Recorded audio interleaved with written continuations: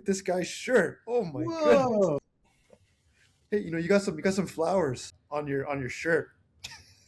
No, it's pineapple. Oh yeah, there's pineapple. Yes, flowers. It looks like pineapple on your shirt. Yeah, that belongs on.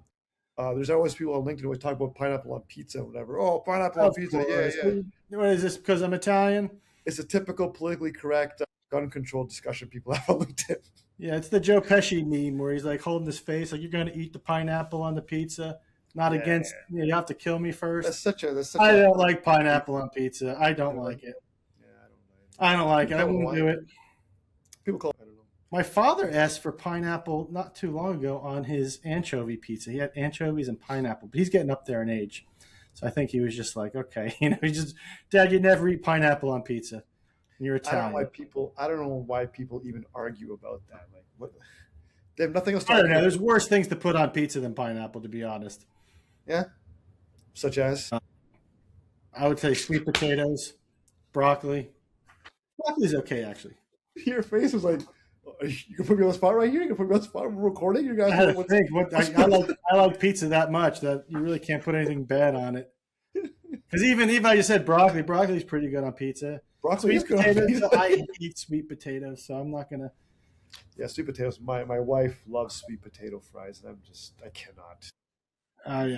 She loves them, and I was like, no. I went to lunch with a health food nut friend of mine, and he called Windsurf Pete. He's a windsurf instructor, and he only eats healthy. So we split some sweet potato fries. That I could tolerate, but that's about it. Anyway, big 4th of July weekend coming up. Yep. It is. It's a good one for all the Americans. You're an adopted American. You live in America. Yeah, sort of. Yeah. Technically, right across the border. Border Patrol. I'm a July 1st kind of guy, though. Canada Day. I'm a July 1st kind of guy. You're just right over the border. Yep. Good old Buffalo, New York, right? Buffalo, New York. That's right. Buffalonian. Oh so, my God! I have a new microphone. Is that my aunt again? It's your aunt from Buffalo. Aunt Shirley. So nobody knows this because you don't do this too much when we're talking on here. But if you and I are talking one-on-one, you're the man of a million impersonations. So you do the Italian great aunt. Joseph. Does a million impersonations. We're gonna have to get him to do it on the podcast that nobody watches. That's the great thing about a podcast that nobody watches. Thank God. You could say whatever you want. Yeah. No one will hear. No one will hear you imitating my Aunt Shirley. Yeah, it's funny. Actually, I got Nadia sent me a meme that said, I think this was a lady who was walking by behind the coffee shop at Joe's restaurant. It's this meme of this person who's trying to like look at people's screens and wondering how they can work at like 10 a.m. in the morning from a coffee shop. And my first thought was, wait a minute, you watched that? I was shocked. You watched it. Yeah, I guess we have one viewer. This is incredible. We got our first viewer after 3 episodes, our colleague, who's not a Malaka editor. Malaka edits those things. So someone voluntarily watched it. Nadia, well, props to Nadia. She got paid to watch it. I'm guessing she watched it on her paid time. Well, that's okay. But still, I mean, you couldn't pay me to watch it. Yeah, exactly. I mean, wow. I was floored to the floors. Well, I think we did say it said something like 20 views, so there might have been 20 views. Aunt Shirley watched it, a few other Italian relatives getting it out there. Malaka watched it 19 times to edit it. Yeah, a spike from like Ortley Beach, New Jersey. Yeah, nobody from Buffalo watched it, right? So my wife didn't watch it. my kids didn't watch it either. I guess they didn't watch it. So I'm gonna, every episode I'm gonna try to wear another shirt here, so we can just tell which episode's which. Because you wore the exact same shirt last episode, I think. Did I really? Yeah. I mean, I didn't know you were. So I know you're telling me we're doing Unwatchable. So I thought, I'm gonna have to hit Goodwill and buy some more of these fantastic shirts. So listen, we got some. I was gonna say, listen, sir. What people don't know at Computan, everyone calls each other sir all the time. So it's very formal. It's very sarcastic, yes. We would put Marcy and Peppermint Patty to shame, sir. Yes, sir, we would. So people probably don't even know that. This is very old 80s type talk here, Yeah. Anyway. So we had some topics that we chose. I have a new microphone, so you might be able to hear every little click. I can hear everything you're saying. A brush of my shirt and everything. I don't know. We'll find out if we screwed up the audio again. But considering Nadia finally watched, we had one viewer. It was time to upgrade the audio and camera on this. this podcast. So we had a few topics today to choose from. I don't know if you saw them. I texted them to I you did. I while did. we I'm were on looking a at them call right with now. our clutch rep. I was zoned out and just doing this. So Okay. yeah, well, again, nobody watches, so we could say anything. Yeah. So we could talk about Agent Zark AI, that new thing we're working on. Fable and its refusals. The LinkedIn post about the intelligence for sales. $2 million to $20 million companies leveling up now with AI. There's a really good opportunity for people to level up their marketing the same way they did with websites back in the day, where they were able to equalize the playing field. I think that opportunity is happening with AI right now. The top 5 things we use for AI, I think I mentioned about 8 or 9 because we use it for so much. The Computan hackathon with the internal projects you're running with the top 5 projects. Or Leaky Funnel, our favorite meeting, the meeting of all meetings, where we used AI to fine-tune our operation, how AI has boosted our efficiency from forms to deals and ongoing work and referrals. Sir, Where do we want to start? I don't know. You're going to defer to me, huh? Okay, well, I don't know. I think we could probably, do you want to stay timely with starting with Fable and what's going on with that model? Yeah. Well, it's what you said, right? You said that it's back, but it's not the same. It's like eating ice Not cream. the same, yeah. Yeah, it's like eating ice cream from the grocer's freezer, but not from the Dairy Queen. Right. Yeah. Exactly. Well, you can't do. You're trying to do pizza analogies and ice cream analogies with me. You're trying to say there's a bad ice cream. There's no bad ice cream. Well, okay. There's like there's. Or I could say it's like soy ice cream. Somebody gave me soy ice Yeah. cream. That's not good. And they're trying to tell me it's ice cream. That's kind of what Fable's like. They still call it Fable, but we ran an analysis on. I'm trying to give credit to the benchmarking site. We'll have to add it later, I guess. But there's a benchmarking site that benchmarks AI's requests, and we did it for debugging, refactoring, and front end work, UI work. And what we found when we ran this report, there's been a lot of headlines about the new Fable's performance being lower than the old Fable. But what was misleading about that was it was counting the refusals as zeros in the tests, so it was making it deceptively way lower than it actually is.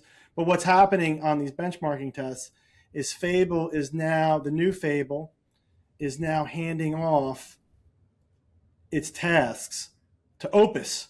And we're finding it's like 45 to 70% of the time on coding. So when you're using Fable now, 45 to 70% of the time in these tasks, it is going back to Opus 4.8 instead of giving you Fable 5.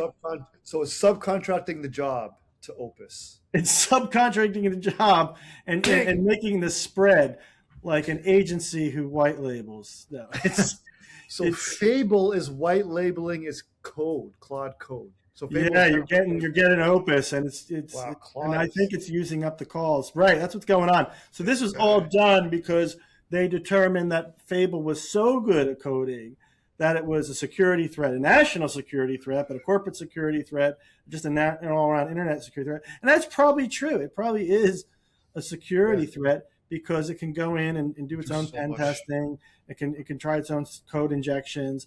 It could write this code. And what happens with AI, where it's not so much like regular code or regular code that relies on routines, AI is kind of like a brain and it can be negotiated with. So there's ways of jailbreaking it and convincing it to do things almost like a person. There's this whole jailbreaking thing. It's corruptible. It's corruptible. So they're having trouble finding all the edge cases. So what they do now is if anything remotely comes close to an edge case in refactoring, debugging, UI kind of coding, it says, nope, this might be a security risk. Go to Opus. We know Opus has been safe. It's been deployed for a while. Go back to Opus. So it's got a very high false positive rate on what could be malicious intent, what have you. And again, it's kicking back 40 to 70% of those requests, at least according to the benchmarking tool, back to Opus. So you're really not getting that benefit. So what are the implications for this in development world? Well, developers are happy. Yeah, developers, they should be pretty happy, right? That code from AI is not doing a whole lot as much as it used to. And happy in one way, also concerned in another way, because now their work's not going to be done as fast because now they can't rely on AI to help them out. So it's kind of twofold, right? One way, maybe the average developer or the weak developer is probably happy because now there's going to be some sort of a short demand spike for them. But the good developers are going to be kicking themselves because now they have to do more that they on their own that they're what they're used to, what they That's feel a like they could be doing. great way of putting it, right? The senior developer versus the junior developer, right? Because Yeah, that's where AIs really come in. It's come in and help people with what would be junior developer, maybe even intermediate level developer work. But when it comes to the guns, the people who are really good at this, it's aiding them, not yes, taking their expertise away. Where apparently this mythos and Fable was probably starting to edge into the senior developer world yeah. as it was going, right? It was doing So some crazy stuff. Like it could do a lot of interesting things. I mean, like, and to think that a computer could think that fast and that far ahead. I mean, it was like mind blowing.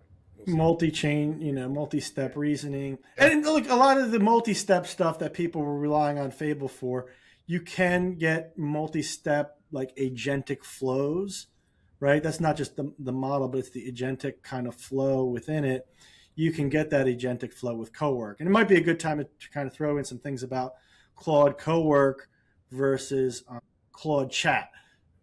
So I've been working a lot more with Claude Cowork these days on my desktop, which is the desktop app yeah, that can run more things in queue and do some sequential agentic work. You really can't hand off that agentic work to Claude Chat like you can Claude Cowork. yeah. And we've been able to do some really cool things with that as well. That would be almost one of the things on our top 5 things we use AI for. But last week I was able to do something really cool for our sales op prep. Like we have a sales op meeting every morning where typically if we're doing things right, we would go through HubSpot if we were managing HubSpot perfectly, which we do at times and then we fall away from at times being a small team. So we get it going and then we don't keep up with it. And I'm sure that happens with a lot of people, but especially on mid-sized to small teams, right, where you have 3 or 4 people or less, that kind of upkeep kind of falls away. But where you're relying on the stand-up sales and marketing meeting, where you're going through all the items and all the accounts and what the next step is, right? So we meet daily on sales because it's a very important item every day, early in the morning for 15 minutes to 20 minutes each day, and we go over everything. We find out where we're missing things. Well, we had Claude go through all, so we record everything. Like this podcast is being recorded and it's being transcribed. All of our internal meetings, same way. All of our meetings with clients, same thing. If we're having a sales call, same thing. So everything we're doing, we're creating and generating a transcript for, so we can feed our AI, which we call Yeah, Cerebro. We're Cerebro. going to get some rights infringement on that, I'm sure. But Dr. Xavier, make it worse. Anybody could become a Dr. Xavier. You put the helmet on and you get all the information for the organization. That's kind of how we're set up, with a completely hyper-connected office where our chats, our transcripts, our calls, our meetings, Everything is everything goes into this Cerebro, into this main Claude instance. Our HubSpot's connected. Like everything is connected to this thing, and it's able to give us a lot of information. Anyway, so we were able to connect all of our transcripts, all of our meetings, all of our emails up to this thing, and without having it sweep through HubSpot on the first time, we said go through all this stuff and create a deal give us a pipeline for list. us. Give us the value of the deal, the next step, who owns it, who's responsible, what we should be on the lookout for. Literally this whole breakdown, and it went through with several deals. Did not miss one, and its Crazy. accuracy It was crazy. was way Yes. better than HubSpot. So what we did is we did the first step on finding all these and the sequence on finding these just in Claude Chat. But then as it went through and did the evaluation of each deal and which should be prioritized and talked about and what the next step should be, it did that using Claude Cowork, because it was a sequence that took maybe 45 minutes to do in total. It was bang on. Man, this Yeah, thing was better than anything I've ever seen in any software. I've been saying this whole time, is there a HubSpot killer out there? It didn't need HubSpot, and it gave me a deal pipeline with probabilities of closing, where it is, everything, value of the deal, everything super accurate without one manual input. Literally email chains, and transcripts from calls. Yeah. And like, what do you think about like, so now people are seeing with AI, like we were having this conversation too, like is AI at a place where, there's power and responsibility and the critical mass where people can see what AI is capable of and what maybe it should be doing, what it shouldn't be doing. Because people are complaining about the sloth in AI, right? And some people saying that, there's too much of this, too much of that, not enough of this, not enough of that.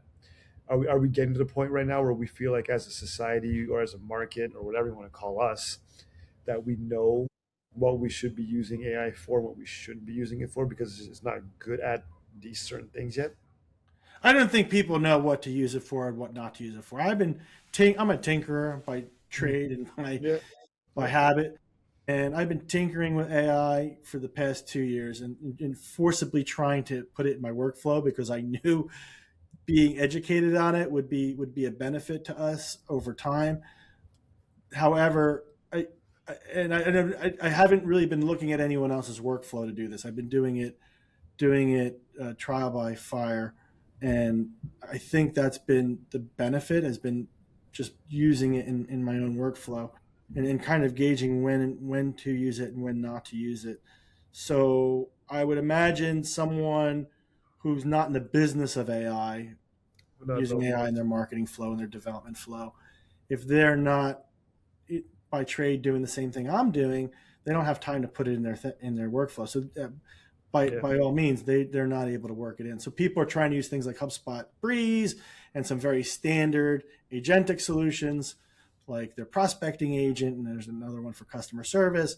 But there's only maybe two or three even in Breeze that have been value oriented and marketable at this point in time, where they've been super useful. And that's where HubSpot's struggling right now, is to get some useful implementation. Now, on the other hand, with us connected to Claude, we've got a million use cases where this thing works. Yeah, touch wood. Because we think about it, we talk about it. Here we are, wasting time talking about it, right? So, like, I mean, it's stuff we're tinkering with it all the time, right? Like, let's see, we put our accounting system in there, and let's see what happens when we put the deals in HubSpot in there. Let's have when we review contracts and have conversations and connect our messenger apps inside of it or emails. Let's see what it can spit out. Let's see what this thing can do for us. But yeah, to your point, not everybody's sitting here tinkering around playing with this stuff. They're out doing better stuff with their time. Yeah, yeah, Yeah, they don't have. But what our hopes and dreams are is the things we're coming up with internally can be useful are things that are going to be useful to other other people. sales and marketers and business owners, primarily business owners who Yes. are own $2 million to $20 million a Hmm. year endeavors, where they haven't had the benefit of the enterprise scale. They haven't had a dedicated HubSpot admin. They don't have a dedicated CRM guru keeping all their deals aligned and all their workflows operating to peak performance. They don't have the enterprise subscription HubSpot where all that becomes possible, right? They're in maybe a starter here, a pro there. And when you patch it all together, it's very hard to get it to work seamlessly. So we think there's a real opportunity to empower folks in that range going direct with Claude. And sure, you can use a HubSpot CRM to store data, but it's not going to be your front end. Yeah, and I'm looking forward to the day where everybody has a Jarvis, right? Like, I mean, we have Cerebro. What if everybody has a Jarvis? They walk into a room and then they just talk to him or her, and say, hey, like Sarah, Freddie, whomever, what I gotta do today? And they could be everything from a work meeting, it could be a recording on Watchable, it could be to, oh, you gotta take your kid to a dentist appointment. You gotta it have everything in there for you. You could have the whole kit and Yeah. caboodle, but that is not there for everybody yet. And for some people, I mean, you could probably do it. Maybe I could to a lesser extent, but I don't think a lot of people can come anywhere close to that. No, and this is why AI is being dismissed because Yes. it's not useful. We can't get in our operation. I even talked to some very smart people in the SaaS world who are building tools with AI, and they've had to change their game plan, and they're having trouble deploying products where it's useful. And ultimately, the reason they're having struggles with that is because Claude pretty much does most of the stuff with its connectors, Yes. and a lot of the bespoke homegrown stuff is having the most value. People writing custom software and custom solutions. So really, where we see the market going is it's going to go into these setups where you have an AI connected office and you're running your own skills and your own agentic flows more on the custom side rather Mhm. than a fixed or canned SaaS kind of solution. We think a lot of this is going to come in as a bespoke solution to the organizations. And when you're in a particular vertical, sure, some of this is going to be cut and paste. So some of the things we're running in our labs right now are going to Yeah. be things What are we some of those? deploy to many people. Right. Yeah. So like, I mean, you talked about things that we're doing internally, and like, what are some of like those projects that you want to talk about? Like, I mean, like, Sure. yeah, Yeah, I could give an overview. There's a few that I have written down here. Well, operationally, you guys on the operations side are doing security and code reviews. They're built sure, into yeah, all the repositories. It just kind of goes all the time. One of the things that's organization wide is Timesheet, which is our ticketing system, and Time Tracker, right, where everyone logs their time. It's been in play for many years. It's a brilliant piece of software. I know you undersold. You're like, oh, we wrote this thing. You're not going to like it. I love it. I think it's way better than anything that you can use off the shelf in this area. And so it's nice. really become the MVP using AI, this whole thing. So we've written a custom MCP, a custom connector to our timesheet system. And what we're able to do with that has been amazing. We're like, for me, in the revenue side, I'm able to go and identify which accounts could be at risk, which accounts might need more services, which ones are at risk, maybe using less services, that maybe there's a quality issue we have to reach out to and get proactive about. Yeah, I'll tell you an example. Is like, so shout out to the guys at Profoundly. They had a job posting, and I wanted to bid on it, and but it was integrating HubSpot with some other system that I was familiar with, but didn't remember exactly what entities we integrated with HubSpot. And this person who posted the job was looking for somebody with experience on posting these 3 or 4 entities from NetSuite is what the ERP was. So I went to Claude and I said, okay, I'm doing this bid. Can you tell me if we've ever done integrations with NetSuite involving these 3 or 4 unique entities, these really, weird off the wall entities? And it went through all the tickets. It went through all the NetSuite integrations that we did, and it uncovered that yes, we had done work with 2 of those entities. So I was able to kind of pull out the specific use cases and the specific details for how long it took us to do them, and I could put that into the proposal that I was doing, or the bid I was making for Profoundly. Probably won't get the job because I'm not good at that. But I mean, like, I would at least I knew we had done it before. I knew how long it took us to do it. So that was kind of Yeah. a nice Yeah, you little. just hit the nail on the head, the case study thing. And I came across that not too long ago, maybe about 30 to 60 days ago. One of our white label partners was looking to pitch one of their clients on an SAP integration. And I went to Claude, which is connected to our to our ticketing and time tracking system. I gave it the scenario, I gave it the context it needed, and it went through. And I said, "Look, give me some examples. Like, go through first, find some projects where you see SAP." So, oh, Yeah, there's 4 projects. I said, "Okay, well, here's what they're telling us it looks like. Give me some examples. Keep it anonymous, and come back and give me what those projects entailed." And it came back. I said, okay, which one of these would match the context of this request? Or are there 2 that would really, really be helpful in showing and demonstrating our skill on this? And it said, okay, here it is. So it gave me 2, and then it formatted them, Computan branded. It yeah, made them beautiful, and yep, this whole yep. process, it took me 30 to 45 minutes, and that's the first kind of go at it, and it was Mhm. immensely helpful to what we were working on.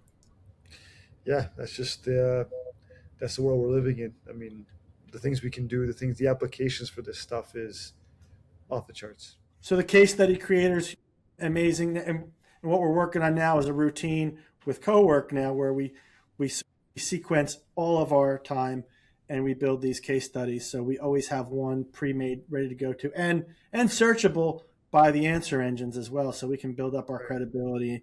And so Yeah, these that's a answer big part of engines it too. know That's a what we do exactly. We got to feed the AI that's out there. So there's a few other things we're doing in that area as well internally with AI. So for anyone who says, oh, AI doesn't do anything practical in sales and marketing. That's baloney. It does. It just needs the full context. So what we've done is we've fed the AI our predictable scale with Computan, our strategic plan that came out of that, which gives it a great amount of context for our marketing. So what we've been able to do is come up with a landing page creator with a new theme, that with new design. We're about to launch some landing pages and actually a website refresh based on this. And there's a very specific way you do it. I don't suggest anyone go and mail in website work with Claude. I've seen a lot of good sites that were good sites before that have turned into really bad sites, in my opinion, because people have deferred 100% to Claude. But with the appropriate workflow, the appropriate context, and the appropriate design inspiration made by humans, you can come up with a pretty good workflow. So we're really happy with that. Marketing analysis. People thought they did a good job by moving it to Claude, and they thought they gave it the context. But Malaka would disagree. She'd be like, "This is garbage." She's probably even mad at what I'm doing, but that's okay. It could be worse. So there won't be any pineapple pizza on that website or any bad Hawaiian shirts, but or maybe there will be. So who knows? So anyway, the other thing we did was a marketing analysis. We just did this recently, where we wanted to see what the value was of our podcast.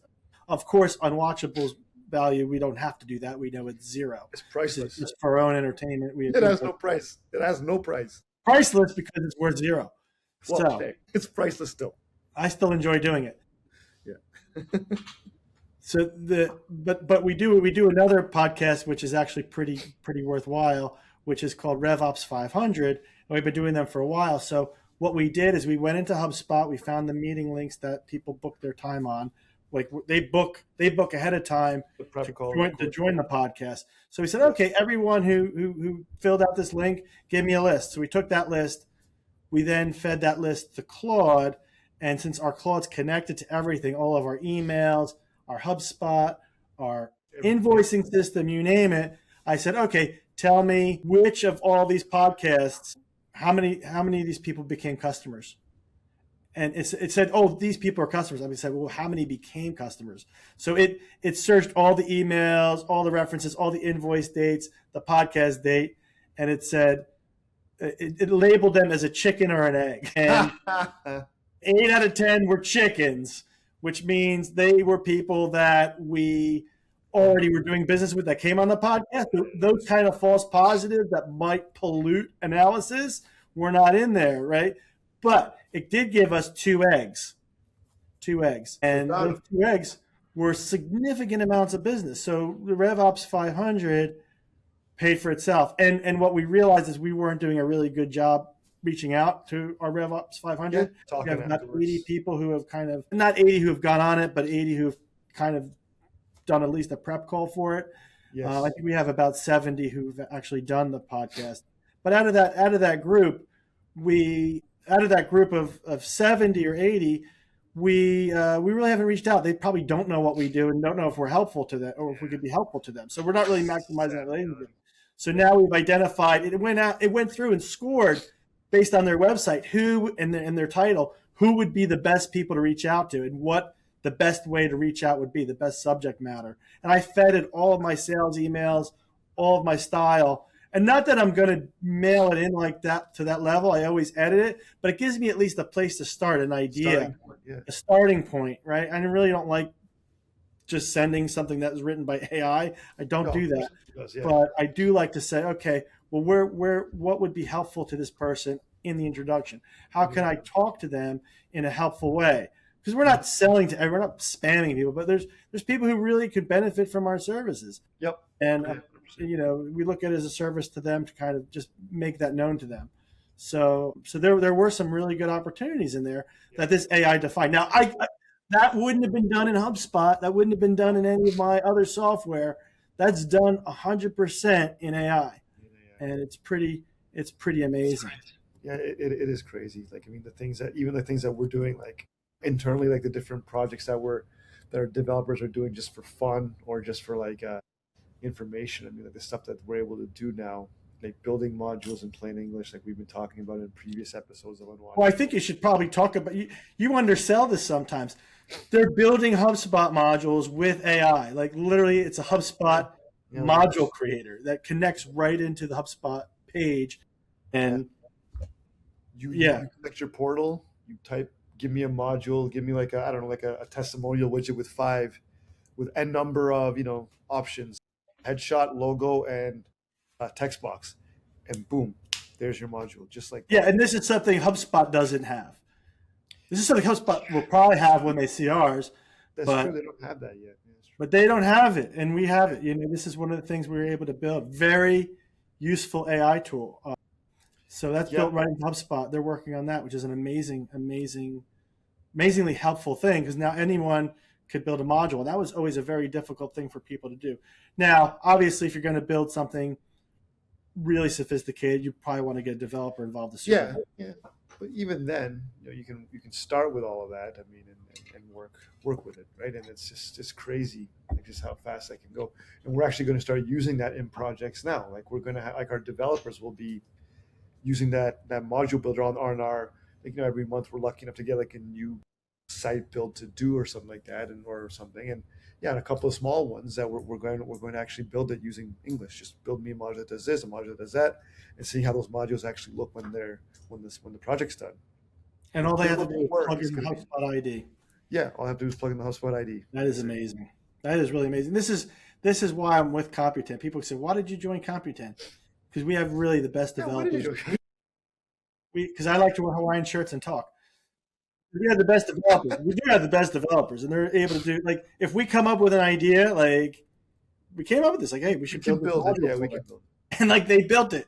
Like that's the amazing thing. And I've been able to work with Computan with my business, which has been around for 20 years, which is really just kind of a side project now at this point because I'm working for Computan.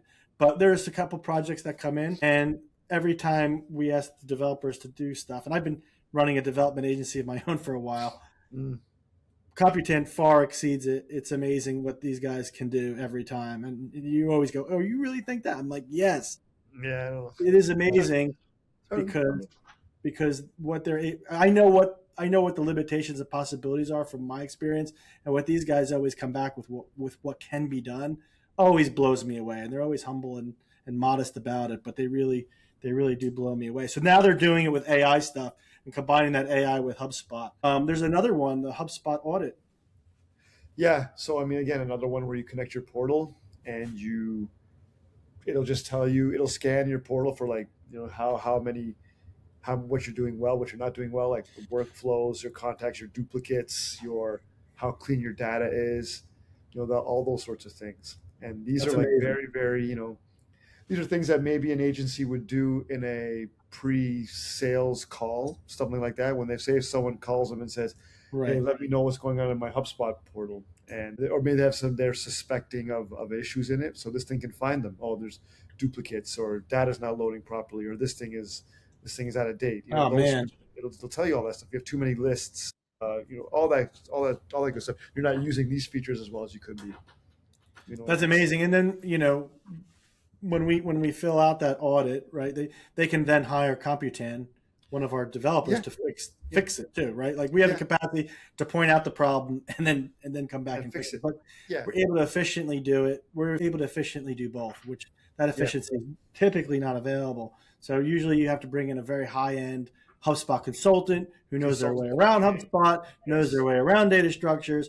And this could cost, several $1,000s just to do that audit. Now you can do it for a very nominal fee. I think right now we're beta testing it. The nominal fee is unpriceable.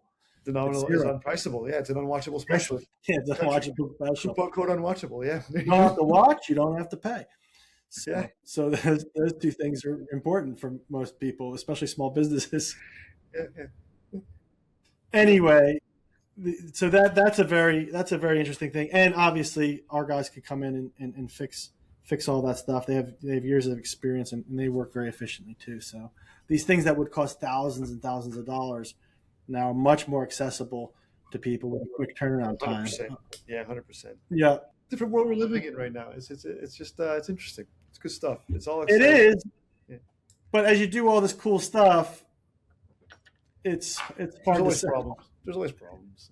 It's sometimes hard to sell only because people can't even imagine the possibility. So we're trying trying to get some awareness out there, which brings us to Crowbar.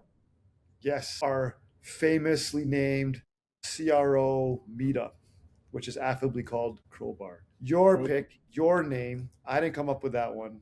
You're blaming me for it, but you didn't want to change it. I said, "Oh, you like this? Oh, I like it. Let's go." I'm like, Yeah, I don't like it. It's group thing. It's Crowbar. It's like a weapon. It's it's like a foreign object you bring to the ring in wrestling. It's great. Some guy that looks like me, from New Jersy. Well, that's right. I got a crowbar.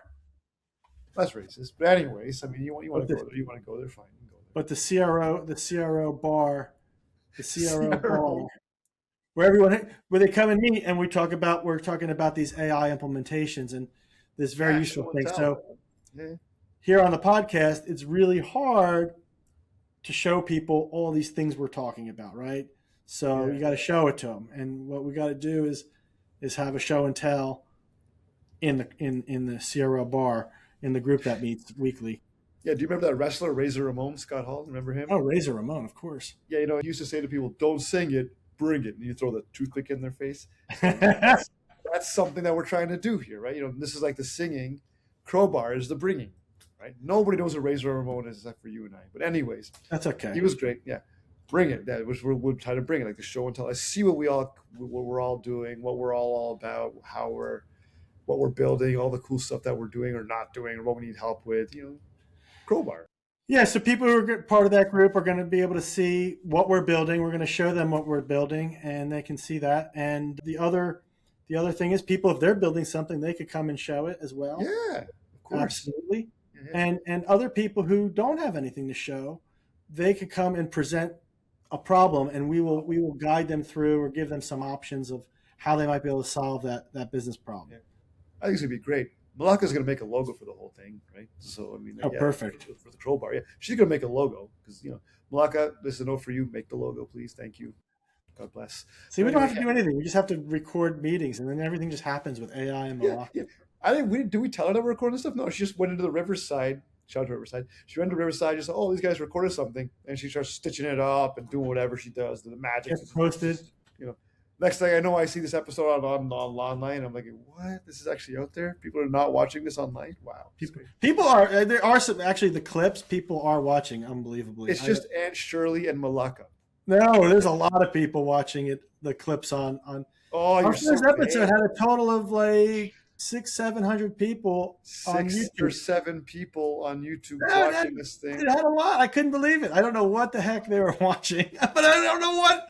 I felt bad for that many people. They came here by accident. By accident. So what other hackathons do we have? There's a lot of them. Like there are a lot. I mean, like those are those are big ones. Some of them are internal, like timesheet related stuff like that. Some are used to help us estimate jobs faster. Like we just prompt in, like, okay, AI ask us, okay, what do you want to do? What are you trying to build? When's it due by? And then it'll give us like a report back on how it looks at all of our past projects and who's worked on them. Looks at the past projects, looks at the accounting, the invoicing. Wow. Okay, based on this, we would have paid this, but we would have invoiced this, but you should have gotten this. It'll come back and tell you, you know what? You might have charged $5 for that one. Okay, you don't need me anymore. $9. You don't need me anymore. I'm out of here. Charge $9. You don't need me anymore. I'm fired. It's not, but there's a problem with AI stuff, right? It's tone deaf. And Triple J, you're not tone deaf, you're tone literate, right? So you tone low. You're tone low. You see how I get on top? So yeah, you're like tone low, right? So it's different. It's like it can't be used for everything. It can be used for many things, right? Like that's right. You can't get the tonality right. You can't get like the humanity right. It's not. It's there to do a robot's job, not to do a human's job. It's there to do all the mechanical work and mechanical. I think there was another. Oh, so one of these other things before we go is Zark Muckerberg is now he's now put himself. I know you hate Tron, so forgive the Tron reference. That's like Sim hating waffles. Sim on our team hates waffles. You hate Tron. I don't know how you could hate Tron, but you hate Tron. I love Tron. Yeah, of course you do. Well, I don't know if I love the recent ones, but I loved the game when I was a kid. I the sound of that game. Yeah, so great. I love Tron. Anyway, we put Zark in the, when they put the orange in the digital, they put it on the thing and, now it's in the computer. Like that was such a big deal. So futuristic. we obviously could go far beyond Tron now, but now you can take Zark Muckerberg, our resident CTO, the Here he boss of all is. bosses. Yes. This guy. Dark. Oh man, who invited him here? I invoked the name. Holy cow! So Zark, you're now in the Zarkverse. You're now in the Matrix. So we've I'm been the Matrix. Malaka has taken Zark and made him an AI 3D model. But That's not possible. Zark's actually working for the first time. He's working for the first time ever with He's AI scalable. Zark. He's scalable. Zark So is a Zark scalable. is now going to be carboned on a lot of our emails in the organization. And whenever Zark is carboned, that then initiates an AI workflow. So if it's a sales email, it knows to then take it and feed a very essentially connected AI brain that we all can access from our individual AI accounts. So typically, our AI accounts don't talk to each other. I'm on one, Sajil's on another, someone might be on another. It's a way to kind of centrally organize what the AI has access to. So we could share files with Zark, we can email Zark, we can ask Zark to do things. We can email Zark to do things, and Zark will reply. He'll probably say, no, I'm not doing it. Yeah, no, I'm not doing this crap. Yeah, but he'll be able to, possibly even book meetings. He'll be able to do quite a few things. So we're really excited about Zark finally working at Computan and what that's going to entail. Yeah, finally getting some work done instead of just being comic relief out here all the time. I mean, finally actually get his assets off the ground and do some work. What? You have to bleep that out. I said assets. Oh, it's a financial term. Shut the front door. Shut the truck up. So yeah, that's one of the things we're really excited about. So we have a lot of really cool stuff. A lot of stuff happening here. It's a lot of fun. Excited about it. And we're supposed to be showing people all this stuff, and that's showing it to them and doing it to them, and then sharing it to them and do it to them. Yeah, exactly. Shout out to Dr. Roberge again, and shout out to Rick Roberge, who's retired at Goose Rocks Beach. Yep. Again, who is not watching this thing and never will. Yeah, so he's not going to watch it. No, he's not. He's not Nadia or Malaka. He's not going to watch this. Not kind enough to watch this show. So, sir, send us out. Yeah. Well, thank you everybody for watching, and we'll see you later. There might not be a next time. It's just later. There might not be a next time. So if this is the last time, Triple J, it's been a pleasure. Thank you for the pineapple shirts. This is our series finale of UNwatchable. Maybe, who knows? We're always just one episode away from our last one. So we're on a 2-week winning streak. In life and at Computan. Yeah, we're on a 2-week unwatchable streak. It's pretty good. It's 2 weeks in a row we've done this, right? 2 weeks in a row? Yeah, I was putting pressure on them today to get them turned around quicker. But they're really, our team puts a lot of work into something that's never watched. Like, these things are edited, in my opinion, beautifully. Like, it's not just AI that does it. Yeah, it actually looks like we know what we're talking about. Sure, you could do anything with Disney Magic and Malaka Magic. Yeah, you could do anything with Disney Magic and Malaka. 100%. Hit it right on the head. That is a great way to end this week's episode of Unwatchable. And by the way, if you need your podcast edited, cut, and distributed, give us a call. We will help you do it. Yes, and if you like this show, please, cry and vomit inside, because I don't know what you're doing. If you liked our show, don't like, comment, and subscribe. Just go question your life choices, because you really shouldn't be liking this show, okay? There's nothing to like. Go see somebody. Go see a friend, or go make a friend. Go talk to an AI and make a friend of that. You shouldn't be watching this. This is really bad. Please, God, just don't watch this ever. Thank you, sir.